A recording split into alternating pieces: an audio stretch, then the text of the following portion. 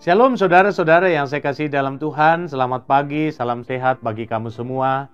Saya Pendeta Joni Delima kembali menjumpai saudara dalam program Renungan Pagi Penyejuk Iman. Dan tema kita hari ini, Tembok Masalah Runtuh. Untuk pembacaan firman Tuhan, mari kita berdoa. Kami bersyukur kepadamu Tuhan untuk kehidupan yang masih Engkau perkenan. Dan kami akan menjalani hari ini. Kami memohon kiranya kuasa Roh Kudus-Mu tercurah bagi kami. Sehingga dengan itu kami akan mengerti dan memahami maksud firman-Mu yang akan kami baca dan kami renungkan bersama-sama. Di dalam nama Tuhan Yesus kami berdoa. Amin. Firman Tuhan Yosua pasal 6 ayatnya yang ke-6 sampai ayatnya yang ke-7. Serta ayatnya yang ke-20, demikian. Kemudian Yosua bin Nun memanggil para imam dan berkata kepada mereka, angkatlah tabut perjanjian itu dan 7 orang imam harus membawa 7 sangkakala tanduk domba di depan tabut Tuhan. Dan kepada bangsa itu dikatakannya, majulah, kelilingilah kota itu, dan orang-orang bersenjata harus berjalan di depan tabut Tuhan. Lalu bersoraklah bangsa itu, sedang sangkakala ditiup. Segera sesudah bangsa itu mendengar bunyi sangkakala, bersoraklah mereka dengan sorak yang nyaring. Maka runtuhlah tembok itu, lalu mereka memanjat masuk ke dalam kota, masing-masing langsung ke depan dan merebut kota itu. Saudara-saudara yang saya kasih di dalam Tuhan, untuk menggapai sebuah mimpi, maka setiap orang harus memiliki motivasi yang kuat dan keberanian untuk menghadapi setiap tantangan. Yang pasti bahwa sukses itu tidak akan menjadi kenyataan tanpa sebuah perjuangan yang ditandai dengan keringat dan air mata. Demikian ungkapan Winston Churchill. Bahkan dalam Mazmur 126 ayat 5 sampai 6 dikatakan di sana, orang yang menabur dengan mencucurkan air mata akan menuai dengan bersorak-sorai. Orang yang berjalan maju dengan menangis sambil menabur benih pasti pulang dengan sorak-sorai sambil membawa berkas-berkasnya. Artinya, sebuah pencapaian yang besar tidak akan pernah lahir dari cara-cara yang instan, tetapi akan selalu diwarnai dengan rasa sakit. Namun dengan semangat yang pantang menyerah, maka semuanya akan berakhir dengan kemenangan yang gemilang. Mari saudara-saudara, kita belajar dari firman Tuhan. Yeriko adalah kota terkuat di wilayah Kanaan dan sekaligus kota tertua di dunia yang dibangun dengan sistem pertahanan berlapis. Dan hal ini tentu tak mudah ditembus oleh kekuatan musuh. Jauh sebelum Mesir, bahkan Babel ada, Yeriko sudah didirikan sebagai kota yang berkubu, yang dikelilingi tembok setinggi 14 meter dan ketebalan 4 meter. Peninggalan kota tua yang dibangun tahun 6000 sebelum Kristus lahir masih dapat kita saksikan sampai sekarang ini. Dan saya sendiri mencatat 3 hal yang menjadi sisi unggul dari kota ini, yakni temboknya yang kokoh, pintu masuknya hanya 1 dan tidak mudah dibuka saat mulai dikunci dari dalam.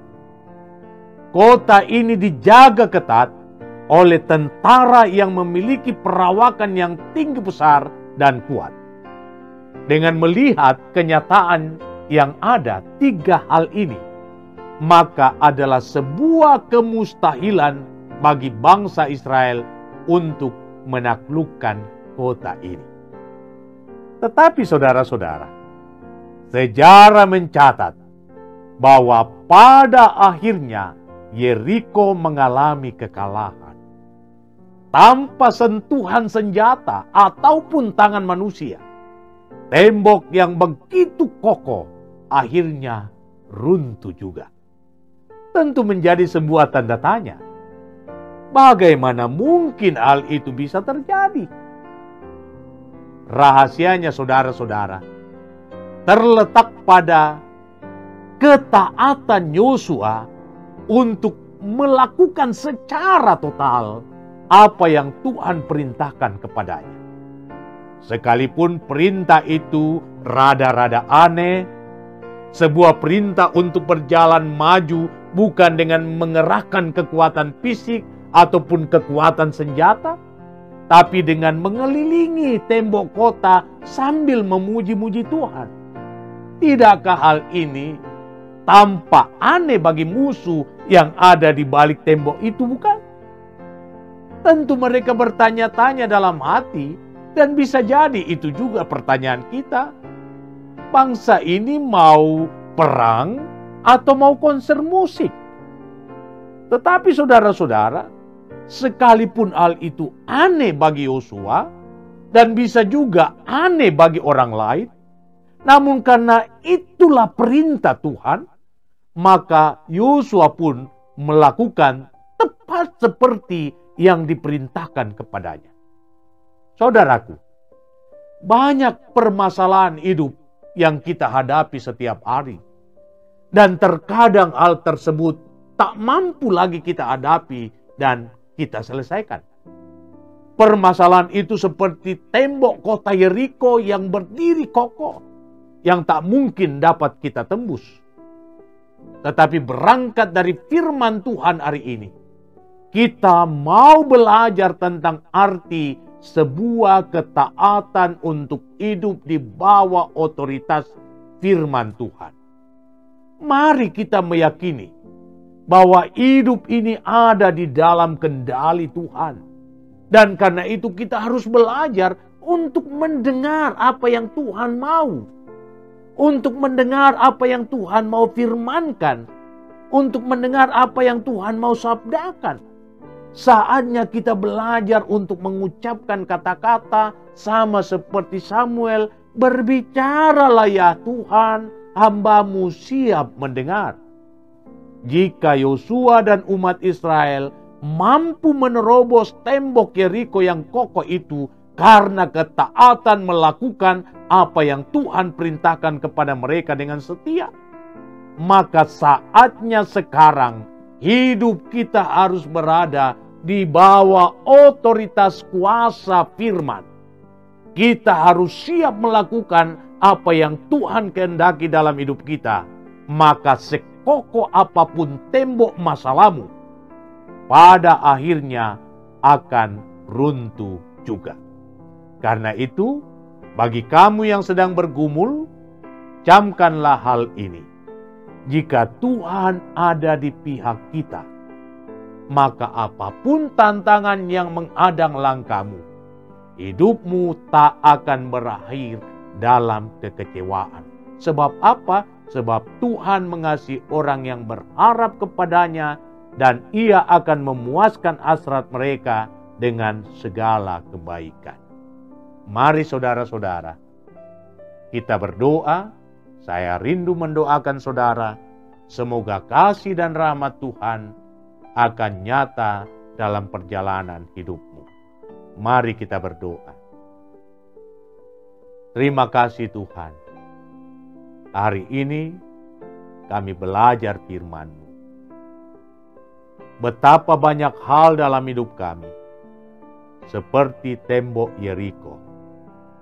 Serasa kami tak berdaya untuk meruntuhkannya.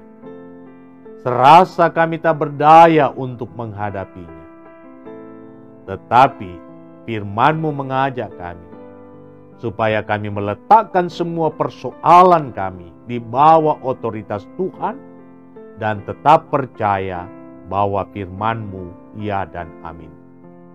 Kiranya firman yang sudah kami dengar dan kami renungkan hari ini menjadi motivasi bagi kami untuk melihat rencana besar Tuhan ke depan dalam hidup setiap orang yang berharap kepada-Mu.